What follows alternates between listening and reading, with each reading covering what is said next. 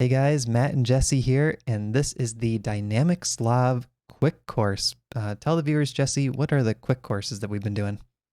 Yeah, so we've been doing these quick starters for all of our courses just to give you a quick overview of the whole course rather than like a deep dive into one chapter.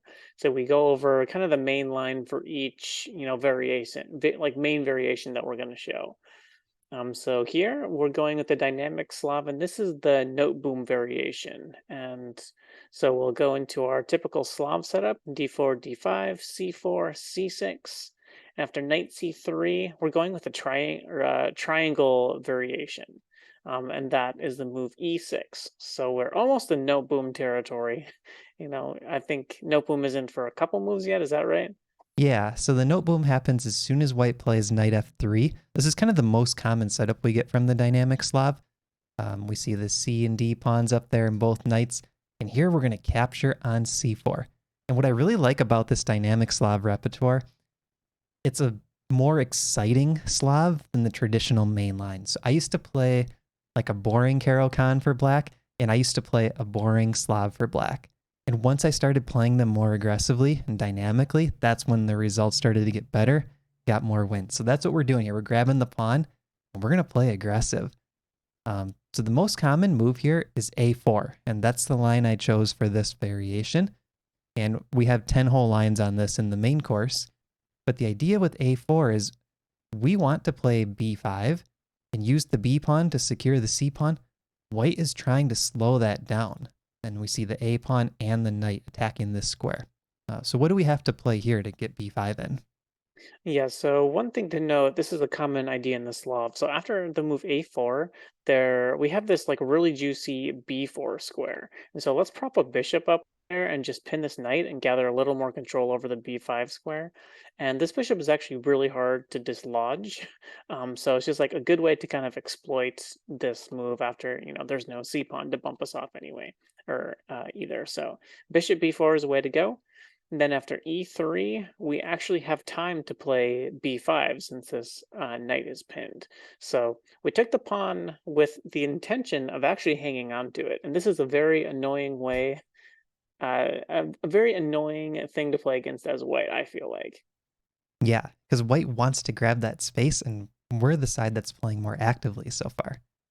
So bishop to d2, that's the main move. And now white is renewing this threat of winning a pawn on b5. And we're going to play a5. And now you can start to see these pawns are rolling on the queen side, and eventually we will give one pawn back. A takes b5. And here you do have to memorize this one move you don't want to take right away because the knight could recapture. So we insert bishop takes back, and now c takes b5. And look at this pawn mass, 3 versus 1 coming on the queen side. Yeah, but it's already looking a little dangerous. You get these types of lines. I play a slightly different variation, but I get this type of setup for when I'm seeing the Geller Gambit. It's like these queenside pawns just start rolling, and they get dangerous, and they're very quick. So after c takes b5, white is going to try to undermine us with b3. No problem. We can just develop. So this is really the ideal diagonal for this bishop. Just a lot of scope here. Um, Most logical continuation is b takes c4. And what do we play here, Matt? Pawn to b4. So we give the pawn back. We allow white to win the c pawn. But now look at this. We have connected passed pawns, b and a, running up the board. Our bishop's on this nice diagonal, like Jesse pointed out. And white's a little bit passive with the pawn on e3, and these pawns don't move as easily as our queenside pawn. So I really like the play that we have here. Bishop to b2, natural retreating square. Knight f6. And now the key is we want to lock down this e4 square. We don't want to allow white to build in the center and get their pawns rolling. So that's kind of the plan in this position. Lock the light squares down in the middle. Yeah, and you can just envision if white gets a few moves here, e4, and then maybe even d5, and now these big center pawns are coming really quick and kind of shutting out our bishop as well. So knight f6 with the intention of just gaining some control over the e4 square. After bishop d3, so it looks like they're trying to make this break. We still have two defenders here, so they're not quite ready to play e4. So we can take the time to castle. They castle back. And yeah, I think White's plan here is to swing the rook over and play e4. So we need to go about defending that. And we still have one more move where we can develop another piece, so we'll take advantage of that. Knight b to d7, and keep reminding yourself e4 is coming, so make sure that white does not get that in so easily. And after rook e1, boom, knight to e4. We blockade the pawn before white has the chance to push it up. Queen c2. And now we have a cool move here. What are we going to play, Jesse, to really keep full control of that square? Well, if we want to keep playing to prevent the e5 break, we can play f5 ourselves and just allow them to take. And we're just going to really lock that square down. And we do give one more move for each side here. Pawn to c5 for white, that's the most common. And here we recommend bishop to d5, securing this pawn, nice central square for the bishop. And here the position is pretty balanced. We have this blockade on the light squares, and what we would like to do is play queen to c7, and then usually I play rook f to b8 and try to push the queen side pawns. It's a primary plan. But sometimes you can play on the king side too. Like let's say white plays bishop c4 and swaps off these bishops. You could take back with the e pawn and try to get an attack going king side. So kind of a fun position where you can play on both flanks. Yeah, and you'll see this type of setup in a few different lines where we're pushing the f pawn in more of like a Dutch setup that we recommend in a few lines, and we can just start, attacking with our king side pawns. Those are fun ones too. Yeah, I really like when we do get to play it into the Dutch. All right, so what are we looking at for line number 2? All right, next we're going to go over the Marshall Gambit. So I do not play these lines in my own repertoire, so I'm a little rusty on them, and I can't tell you what the Marshall Gambit is offhand. So I'm excited to find out too, Matt. So Marshall Gambit, we're starting out with the Slav move order.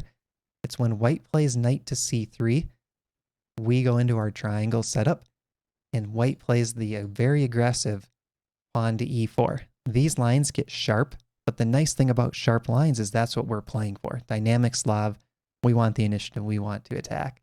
But this chapter in the main course requires the most memorization of the full course, just because it's so sharp. So we recommend d takes e4, getting rid of that big center that white has. And after knight takes e4, we have bishop to b4 check. So what would you be thinking here from the white side when you see bishop to b4 check? Yeah, you gotta block either with the bishop or one of these backwards moves with the knight. So I think it makes the most sense to block with the bishop d2, since this knight is already like pretty nicely placed in the center of the board. And if we take, then maybe they can even develop another piece. So bishop d2. And the downside with this move, however, is that it does allow us to take the d4 pawn for free. Notice if they take here, we can take the knight with check. And that's the main line. Bishop takes b4, queen takes e4 check. White has to block. And now we have this crazy move, knight to a6, developing with a tempo on the bishop. If you can remember to play actively, it's not too difficult to remember these lines, but white still has the initiative. Bishop to c3, targeting the g7 pawn. What are we going to play now? Well, we could play knight f6, but that does allow this kind of breaking up of our pawn structure, which isn't super pleasant. So instead, we can play f6 and then just plan to develop the knight here or maybe here, and then we can castle kingside anyway.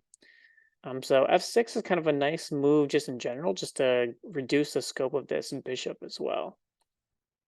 Yeah, and after knight f3, we play knight to e7, castle, castle.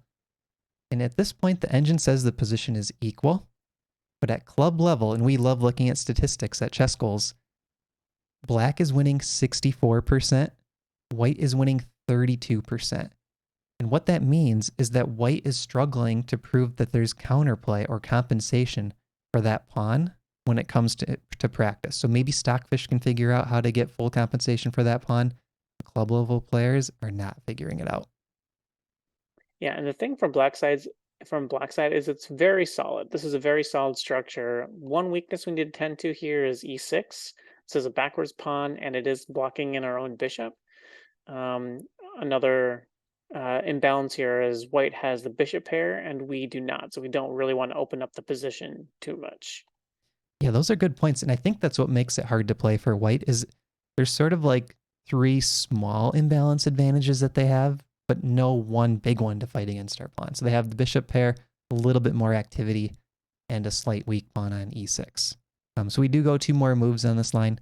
Rook e1, queen g6, and then we leave you with a plan in every line. So in this position, our plan is pawn to e5, creating this nice dark squared pawn chain. We could drop the queen back to f7, bring the bishop out to e6, bring the rook to the middle, and all of our pieces work in harmony. Just a real nice setup. So white's got to play quick and active in these lines. Otherwise, we're comfortable here. Yeah, and I think like a dream scenario for us is if we can trade off these light score bishops, because this is a pretty weak bishop for us. It's a pretty strong bishop for them, and we can neutralize the bishop pair advantage. So if we can somehow manufacture that trade, that'd be a big win. Yeah, always try to neutralize the bishop pair. I'm a huge bishop pair fan, and I do not like when the opponent has it. All right, so chapter 3, Queen's Gambit declined, exchange variation. We got the Slav set up in the beginning, knight c3, and if white plays e3 here or knight f3, that could transpose to these lines, and we go over that in the full course. We recommend the triangle, and in this case, we're looking at a real quick capture by white. So if we took back here, what pawn structure is this? If we take back, that would be a symmetrical pawn structure. Slav Exchange? Okay. Slav Exchange, but then this pawn blocks in the bishop, right? Yeah. So not a great Slav Exchange. So what are we going to recommend? Yeah, so let's take the other way and liberate our bishop. One thing I like about taking with the c-pawn is it opens up a square for our knight. However, our light square bishop does get very blocked in. So let's take with the e-pawn and open stuff up a little bit. So after knight f3, we can develop with bishop f5. Just get the bishop out of the chain, and now we're ready to develop the rest of our pieces. This is also very much the strongest square for the bishop. Here is very passive, and we're not really pinning anything if we go all the way to g4. And this is called the Carlsbad structure, where you see 2 pawns, open C file for one side, these 4 pawns connected, open E file for the other. So very famous pawn structure. We even see it in the Caro-Kann with the colors reversed. After bishop f4, as soon as that bishop leaves the defense of b2, we're recommending this dynamic move, queen to b6, putting the immediate pressure on b2. And our ChessGoals courses, we like to look for slightly offbeat lines. Sometimes we call them a little wrinkle. Throw your opponents off and get into positions that we have a better feel for what to do than the opponent. So this is kind of that first ChessGoals wrinkle in this line, queen to b6. Yeah, and very often in our courses, we're playing for activity where we're like, okay, it's our move. How can we make this awkward? So like they have to defend this pawn in some way. They can't bring the work over because the bishop defends. Can't really do this fun knight move because we have check. So queen d2 is the most common line. So like not an ideal square for the queen, but I mean, it's okay. But we just have like we're just poking. We just have a little bit of pressure here, and we're just like kind of being annoying, and we have make white figure out like how to parry our threats. And we're coming with more pressure with the knight to f6. It's actually going to head to e4 very shortly. And like Jesse highlighted, that queen on d2 could be a little misplaced if our bishop gets to b4, pointing at queen and king. On to e3 for white. And now here we go right away. Knight to e4, immediately attacking the queen and attacking the knight. So at this point, the strongest move is probably queen c1, but I don't think you're going to see that much in practice. What do you think? No, I don't think so either. It just seems so obvious to take this knight because you can see like this bishop threat coming and just really ramping up the pressure. But the problem is white can't really take this knight because we can take back with the e-pawn, and now we have a double threat here. We're attacking the knight, and we're still attacking, or we're still threatening this bishop move. And one thing we do in our ChessGoals courses too is we like to show you all the common moves at the club level. So we aren't grandmasters making a course for international masters like a lot of courses out there. We're making courses for you guys, club level players, and showing you common mistakes and how to punish them. So like if you're 1900, maybe you'll see this mistake in Blitz. If you're 1500, maybe you'll see it in Rapid, and so on. Right? So we want to show you how to punish these mistakes. So queen c2, trying to get the queen off of this diagonal. And now we can play knight to a6. So the idea here with queen c2 is the queen also pins this e pawn. So if we take the knight on f3, they take our bishop. But we can play knight to a6, and we're still threatening the capture on f3. So yeah, we still have this pressure, so white needs to play very carefully. So after knight d2, they have to do something about that, about the attack. And we can go knight b4, and we're attacking the queen right away, and we're even threatening to come all the way into d3 too. So let's say queen back to b1 for white. It's probably the strongest move. Here we can play bishop to e7. And even though this position is close to equal according to the computer, in practice, it scores very well for black. I don't have the stats right in front of me. But what's our plan here in the next few moves? How are we going to develop our pieces? Yeah, well, we definitely need to castle at some point. I think knight d3 is looking really good because if they end up taking, we can take, and we have this very strong protected by our bishop passed pawn. And then maybe we can throw some kingside play in like g5, kicking out the bishop, followed up by h5, and just kind of attack on the king side. Yeah, and we also have c5 potentially with queenside play. So it's another one, kind of like our Noteboom variation. It's another one of those positions where we're playing on both flanks. We're playing very actively, and look at white's position. They're just a little bit passive. So that's kind of the theme of the course, the dynamic Slav course. We want to play for the initiative. All right, chapter 4. This is a fun one. What do we have in store? Yeah, now we're going to look at the Catalan and Dutch attempts. I like how it's called attempts. Yeah, Catalan attempts. We Yeah, both play the Catalan or have played it quite a bit in the past. yeah, we have. It's a fun opening. And the line we're recommending against it is very annoying and difficult to play against. Mm-hmm. And there is a chessable course that's pretty popular called the Keep It Simple 1d4 course. And I'm going to show you a line against that course. I have the course from the white side, and I think it's a good course. But we're going to show you something that can surprise your opponents. So pawn to g3. This is trying to go into a Catalan, and we're recommending f5 right away here, saying, okay, we're going to play a Stonewall Dutch. That's where you put the pawns on f5, e6, d5, and this pawn up on c6. We create some holes on the dark squares, but we have a strong hold on the light squares, and the plan is to attack kingside eventually by storming these pawns at the white king, which will be sitting on g1. Yeah, and these lines are very scary for club level players, and these pawns just come at you so quickly, and it's just like very intimidating, and a lot of the time it just takes one slow move from white, and all of a sudden we're breaking through and have like a huge attack. I used to be terrified of facing the Dutch from the white side, and I'm still pretty afraid of it now. Like, I'm slowly learning to handle it, but I still don't want to face the Dutch as white. So Yeah. bishop g2, we're going to play knight f6, and after castle, bishop to d6, so we're just getting smooth development. Pawn to c4, trying to chip away at our center. Now we finally play c6, locking in that Stonewall structure.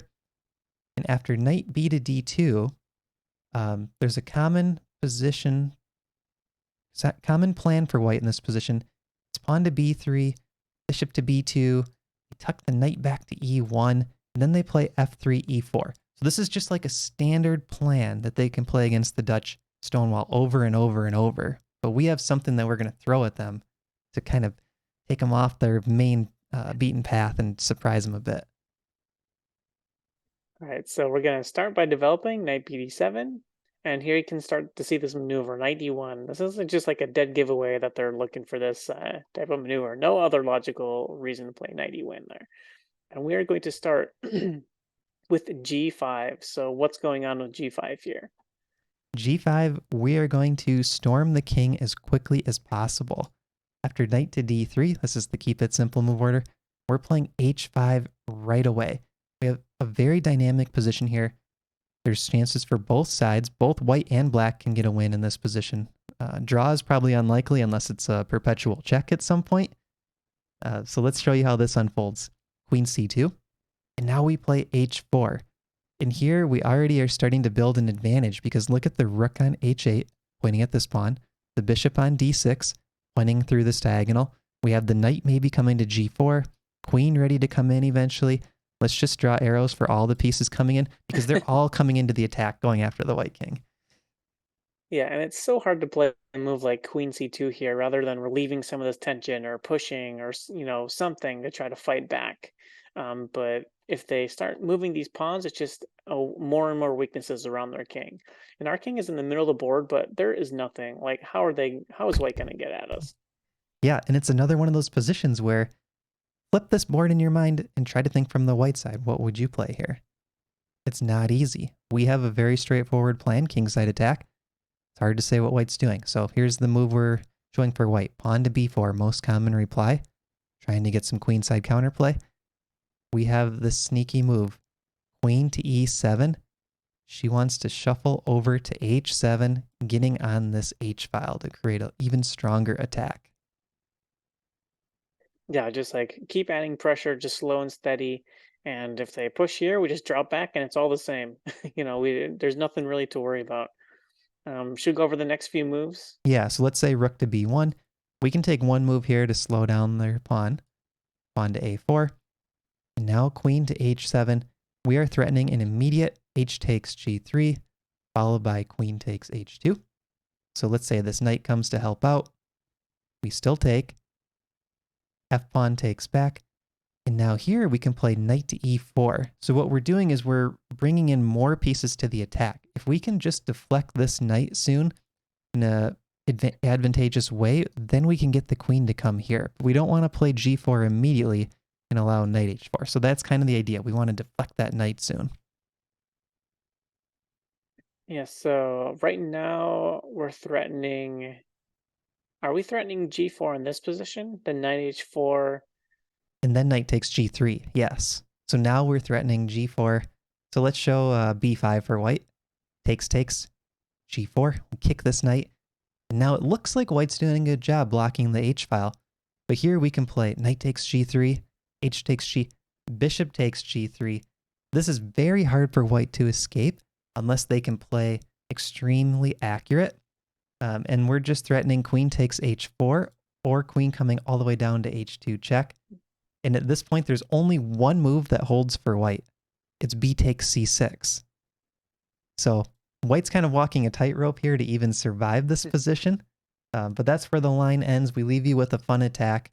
And this was with pretty good play by white to hold equality throughout. Who plays b takes h or c6 here? I mean, honestly, all this Stockfish. going on. That's an insane move. But yeah, I guess they can take our knight with check at the end. So Stockfish, maybe Komodo, maybe Hikaru. maybe Hans. No comment. Too soon. Okay, d4, d5, c4, c6. This is line 5 of our course, and we are looking at the Slav Exchange. This is in your wheelhouse, Jesse, because you've played the Slav for a while, and I think you maybe showed me this line in a game we played where you played pretty aggressively from the black side. Yeah, that's right. In a simul, I think we had a game similar to this. So after knight c3, we can play the immediate e5. So this is kind of a crazy looking move. Yeah, and we don't want the boring Slav Exchange. We want to attack out of this position. All right, so what about d takes e5? What do we do here? Yes, so obviously we're giving up a pawn here, but we can play d4 and really harass. This knight has to basically go back or go somewhere silly, and we're just like taking a big center with d4, and we're probably going to win this pawn back in the future. So after knight to e4, natural move, most common. Here we play queen to a5 check. Pretty easy to remember. You throw in a check. You're forking this pawn on e5. And after bishop to d2, that's the most common club level move. We're going to take the pawn on e5, and this gains time on the knight on e4. So now this knight has to move. Stockfish says the position is about equal. Let's throw some stats at you. Black is winning 52% at the club level to white's 36. So we're already seeing a pretty big advantage in practice here. Yep, and you'll love to see it. So white's got to do something about the knight, so they will play another knight move. That's their third of the game in the first 8 moves, and they're not really on an advantageous square. No. And we can just continue developing normally. And notice that we have evened up material, by the way. So knight f3, gaining a tempo back, and we can just tuck our knight or our queen really nicely on d5. Hard for them to attack from this range with the knights, and the bishop has no way to attack us either. So just a very nice centralized queen right in the middle of the board. And the hard thing for white in this position is how do they get the bishop off of f1? The g3 knight blocks the fianchetto plan. Our d pawn is slowing down the e pawn push. So white typically plays queen to a4 check here. That's the most popular move. It is a slight inaccuracy, but we're going to show it as the main line. We block with knight to c6. Pawn to e3, trying to get this bishop out. And here we play d takes e3, and white cannot safely take back with the bishop, even though it's the most common move, because of which move?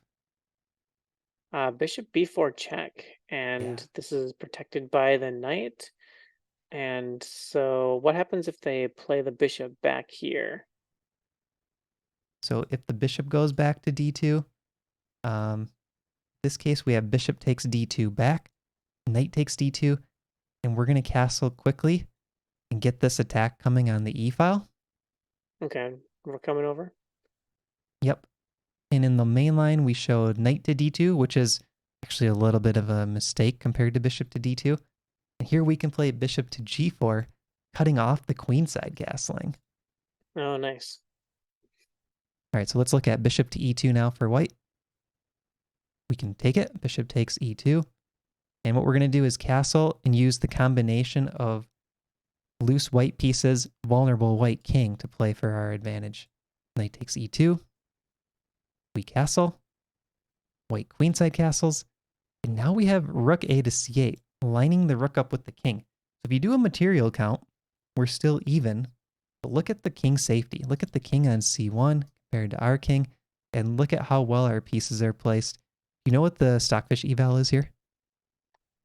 I'd say -1, somewhere in that range. 4.5. Negative Whoa. 4.5.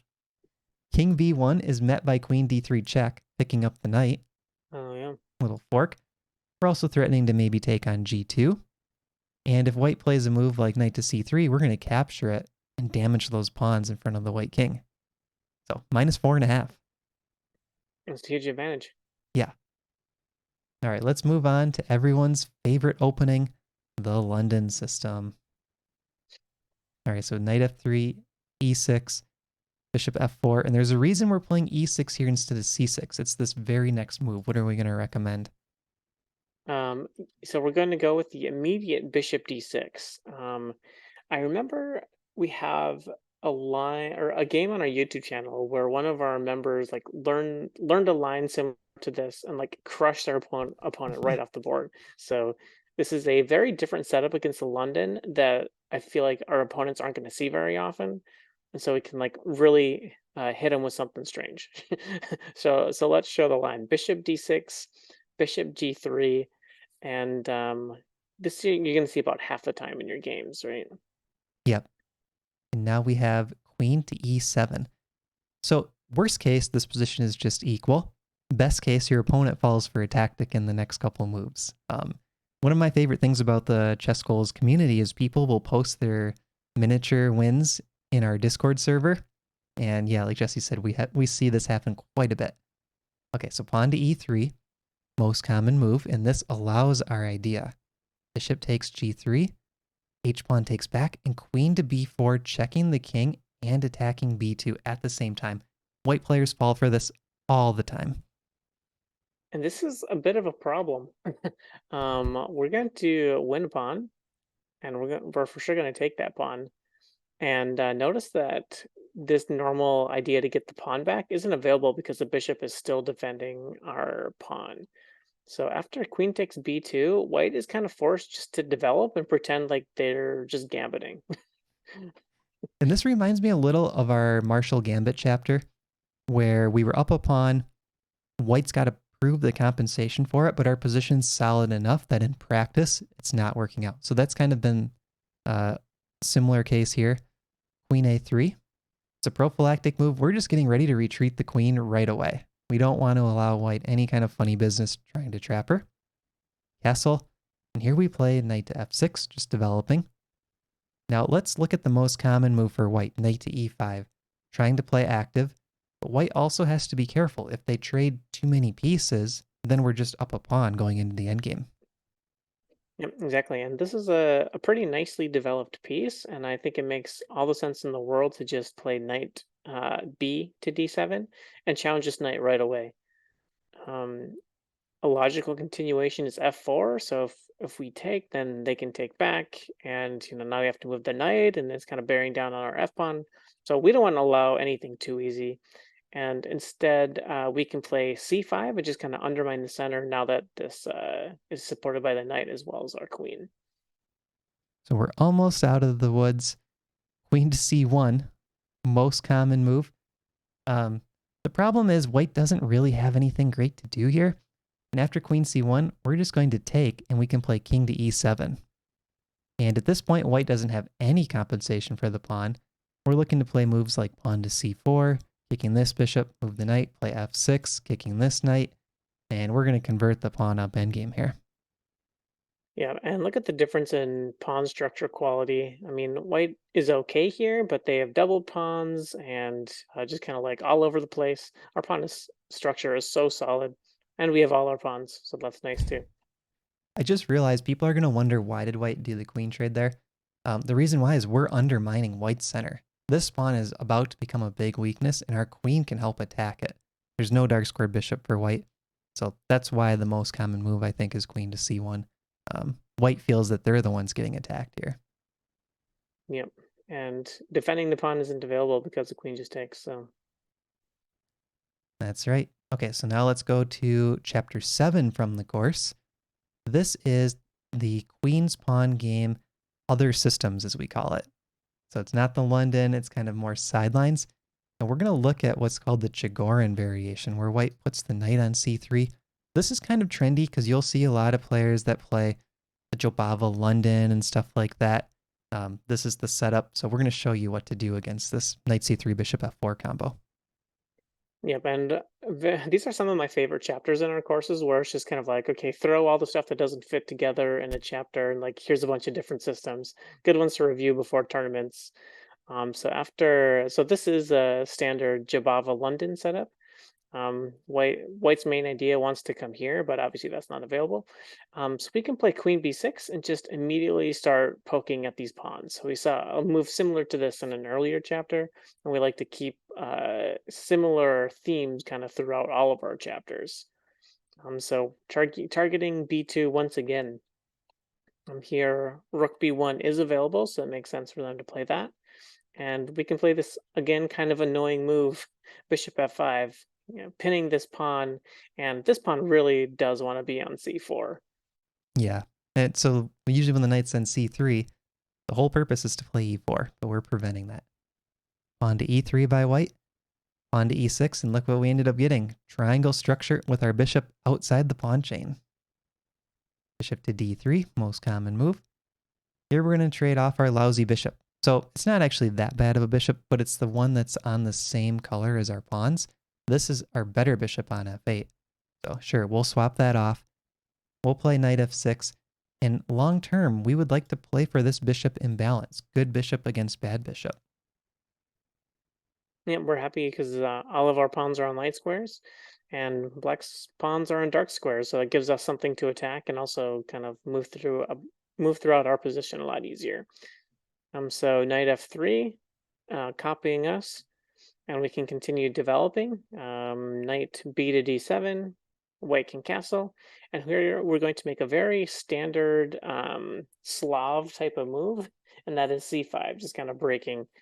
Very often you'll see this setup need to go c5 or e5 in the Slav. Obviously, e5 is not available right now. Yeah, and white's also preparing to play e4 soon, so it's good timing. Break in the center. So we're going to look at d takes c5. There are 7 games, statistics time, Jesse. 7 games in the club database. Black has won 6, white has won 0, and there's been 1 draw. So now we play bishop takes c5. Knight takes c5 is a good move, but there is kind of queen to b5 check things to watch out for. What's our plan, though, in this final position after bishop takes c5? Yeah, so we definitely need to castle and just play our rooks kind of in the center and look to play actively. I think all of our pieces are developed, so it's just time to complete our development, castle, get our king to safety, and get our rooks to the center. Yeah, I like it. Pretty straightforward. And one thing that I didn't mention in the beginning of this chapter, let's just look at the first two moves again. D4, D5, knight C3, C6. If white plays E4 here, we have a Caro-Kann course. You are right into a Caro-Kann. And you're going to take this into the Tartakower variation, and you're going to eventually bring that bishop to D6. You're going to sack this bishop on H3, which has just recently been called Jesse's variation, where you sack your bishop like that on H3 and checkmate white in a few moves. So that's in our Caro-Kann course. Lots of very fun lines there. Yeah.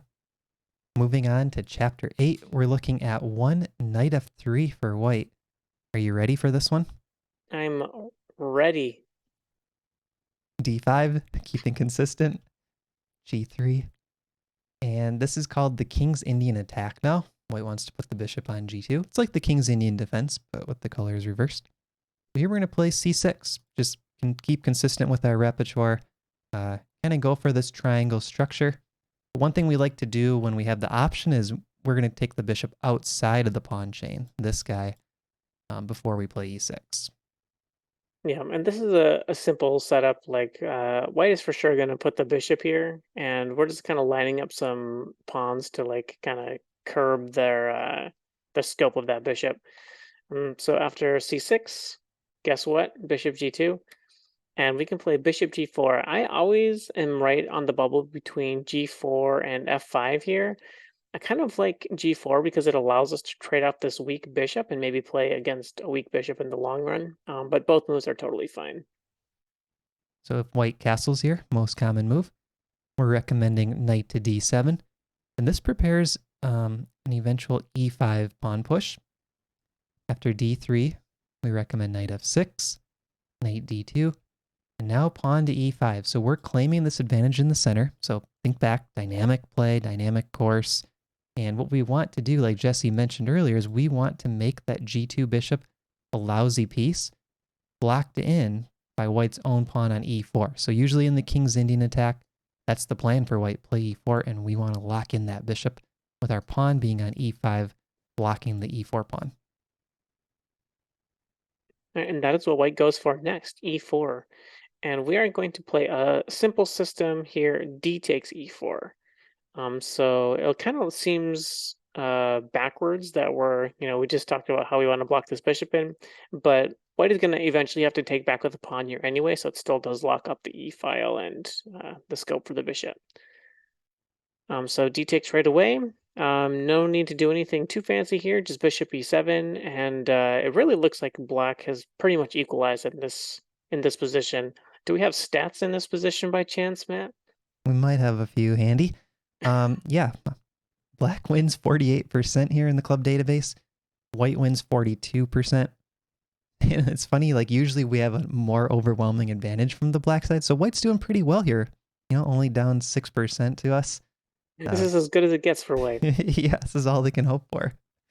So pawn to h3 by white, trying to put the question to our bishop. And at this point, we're going to retreat back to h5.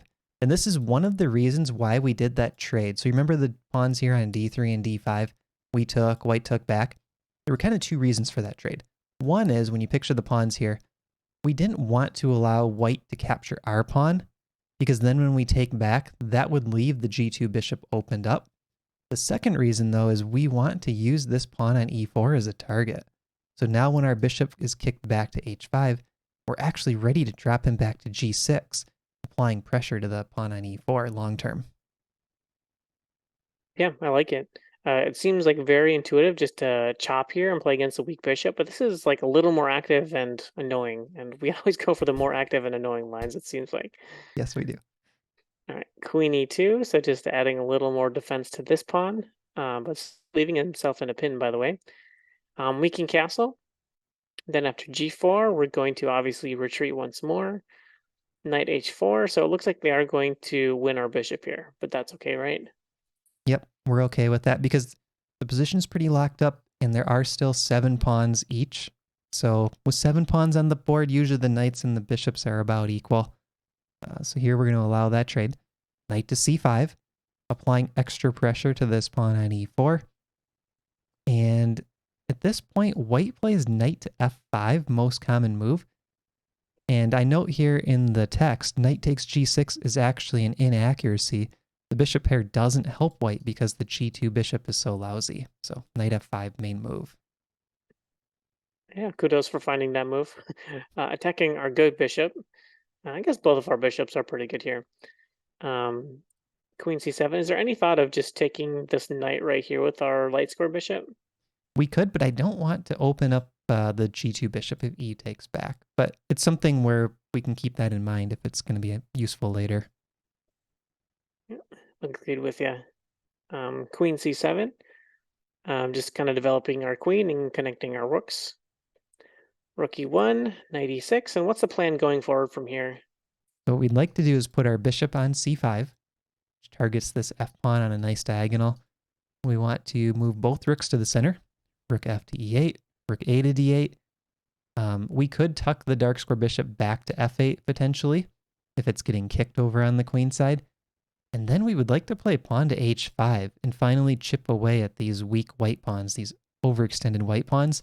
And if you look at these pieces, they're all well set up for kingside play. You know, picture that bishop here pointing at the king. Everything else is ready to go on the king side. White's still trying to figure out what to do with these three queenside pieces. So very small edge for black. Now we have a similar line. This is the English pawn to c4.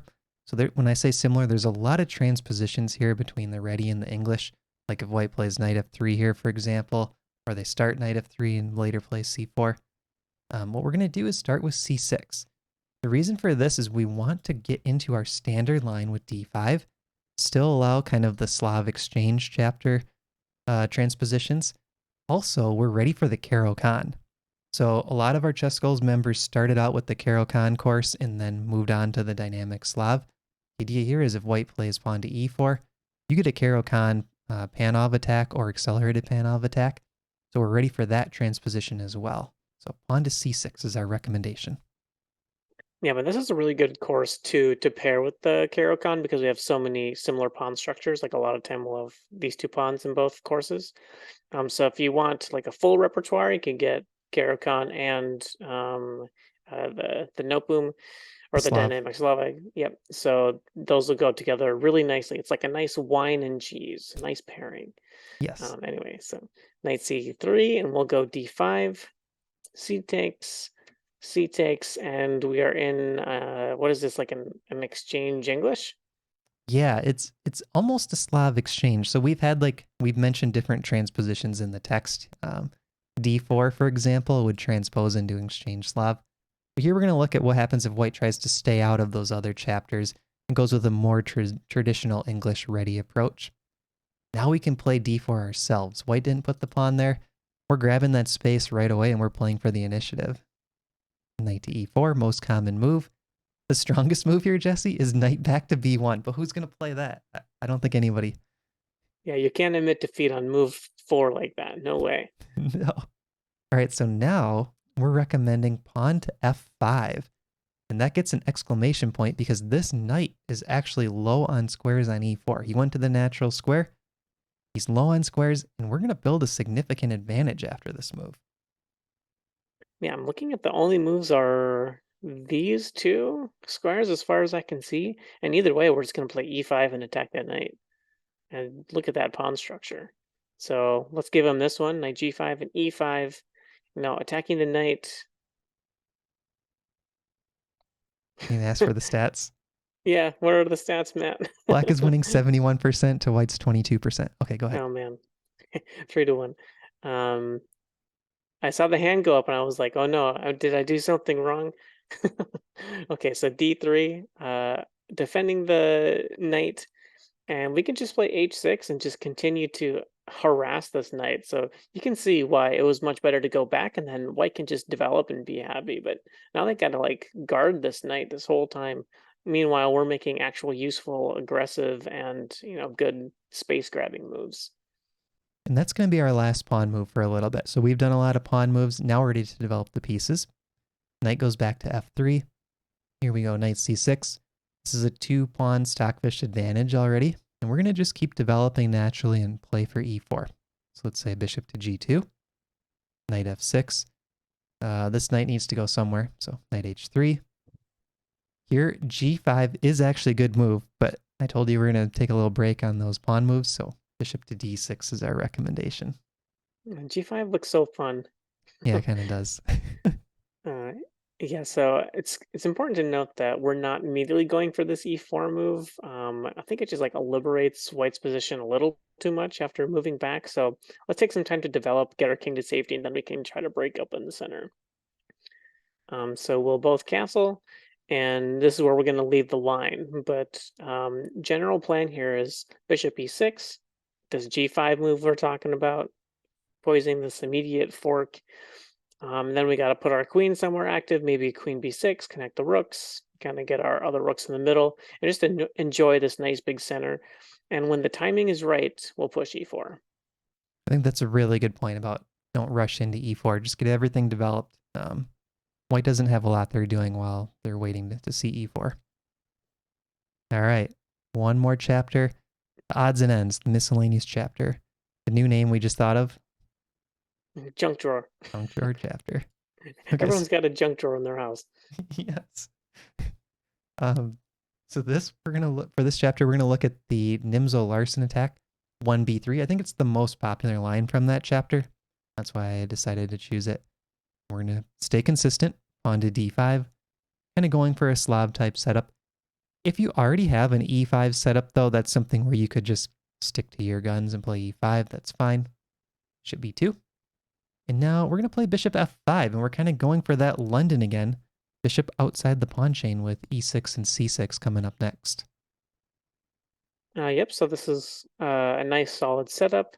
White is not choosing the most ambitious opening line, but b3 is still like a legit opening. I know it's gaining a lot of popularity with like some chessable courses that have come out. So after e3, e6, so we have our standard setup. Pawns in the light squares, bishop outside the chain. Knight f6, or sorry, knight f3, then knight f6, and yeah, we're just playing extremely solid. It doesn't make sense really to recommend something extremely sharp because we're not going to see these in too many of our games. That's a really good point you make. In our ChessGoals courses, we try to base the lines off of what percentage of the time you will see them at the club level. So that's where we're kind of bringing in extra data to build these courses. When we have a line that's really rare for our opponents, like 1b3, we don't want you to have to memorize 10 lines of theory. That's not practical. If you're going to see this 1% of the time, we want you to just kind of know one line, one setup, and be good to go. So that's why we're playing solid here. Bishop e2. We can play h6.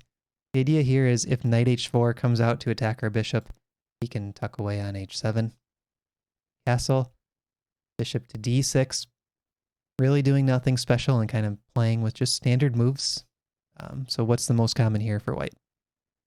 Yep, c4, just chopping away at our center. We can simply defend with c6. And if you look at all these moves we're making, we've done nothing that you couldn't have just like thought of. Like all these are very natural moves, and we're not like sacrificing a piece or something like that. This is a rare setup like we've been talking about, so let's just play something solid and play a game of chess. d4, and now we're kind of getting starting to look like a Slav, like almost like a good Slav for us with the bishop out and this nice active bishop. Yeah, I think it looks a lot like a London too. Like colors reversed. We have all these London style pieces set up, and it's like a bad version for white here. Like, why is that bishop on b2 in the London? Knight e4, it's a recommendation. Knight to c3. Now we bring this other knight into the game. Knight to d7. And after the most common knight takes e4, I wanted to show you this point. We can play d takes e4, and even though these pawns are doubled, it looks like a weakness. This actually creates a strong attack because the knight on f3 has a job where it's trying to guard h2. Our bishop points at h2. So what do we play if white retreats the knight? Like let's say knight to d2. Yeah, just look at these bishops, just like exactly where we want them. It's time to get the queen involved. So we have a few different options available. I think the best square is probably queen g5. And we can look to play bishop h3 if white doesn't do something about this immediate threat. And so we're just kind of like poking at some weaknesses. Notice that this pawn right here does a good job of taking care of me if they want to play f3 or something. And any of these pawn moves are going to make around their king are very weakening. Also, white, notice all their pieces are kind of away from their king. So we're starting to get into this like territory, like maybe we can even think about sacking here. I mean, it's like we need like the knight involved or something. It seems like we're getting very close to having a knockout. Yeah. And I love this idea too of pushing the H pawn with the rook sitting on H8. It looks slow. It's only going one move at a time because it's already moved once. But white doesn't have a good counter break in the center. So if we put the knight on F6, it's hard to play D5. C5 kind of locks things up. So I like this kind of long-term attack with the H pawn.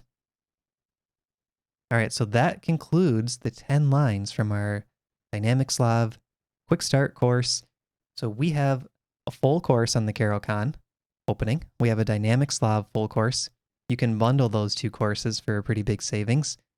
And we also have a I Want It All bundle, which is lifetime access to all of our courses. That's our most popular option currently. So make sure to check those all out on the website. We hope you guys enjoyed this little tutorial. Jesse, how have you liked the Dynamic Slav after seeing 10 lines? Yeah, it's good. I don't play a lot of these lines in my actual repertoire, but I feel like I need to start picking something up because my Slav games are getting dull, and these games are like completely the opposite of dull, especially for Slavs. So yeah, I like it. This is one of our better courses. It's been around for a long time, and so we've gotten a lot of feedback on it, and we just like continue to iterate and make it a little better all the time. Yep. So thanks for watching, guys.